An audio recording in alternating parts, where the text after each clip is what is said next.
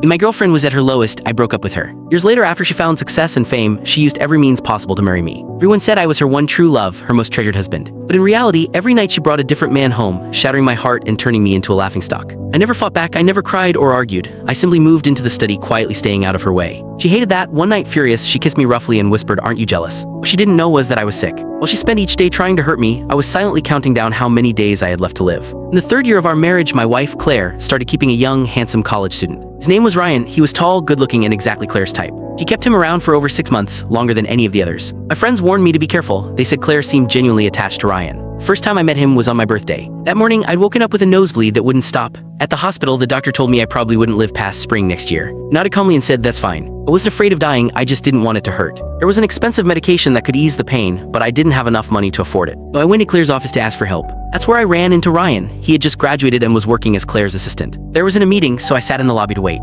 Ryan kept glancing at me, then leaned over to whisper to his coworkers, "So that's the husband. He looks awful, so skinny and sickly, like he's on his deathbed." He laughed and added, "People say I look like him, but I don't see it. I'm way better looking." I caught my reflection in the glossy glass wall, messy hair, a puffy coat that made me look even frailer. He wasn't wrong, I wasn't much to look at, just a man waiting to die. A coworker nudged him and whispered, "Don't underestimate him. If he cleaned up, you wouldn't even compare. And don't forget, Claire loves him. If you piss him off, she'll destroy you." Ryan wasn't convinced. He rolled his eyes and smirked. He brought me a cup of tea and asked mockingly, "So, Mr. Baker, why is Claire making you wait so long? It's weird. Whenever I stop by, no matter how busy she is, she always makes time for me. She says I'm her priority." He smiled smugly, and for a moment I saw a bit of my younger self in him. I thought about it. Claire did treat Ryan differently. She'd had countless lovers over the years, using them as pawns in her game to provoke me. Every night she brought home someone new, testing my limits. But she never kept them around for long. A day or two, maybe a week. She always got bored quickly. Ryan, though, was different. She spoiled him. She took him out to dinner, shopping, and movies. They acted like an ordinary, happy couple. She gave him money, but she also gave him affection. I looked at him and smiled gently. If you're so important to her, why settle for being her dirty little secret? You should convince her to divorce me and marry you instead.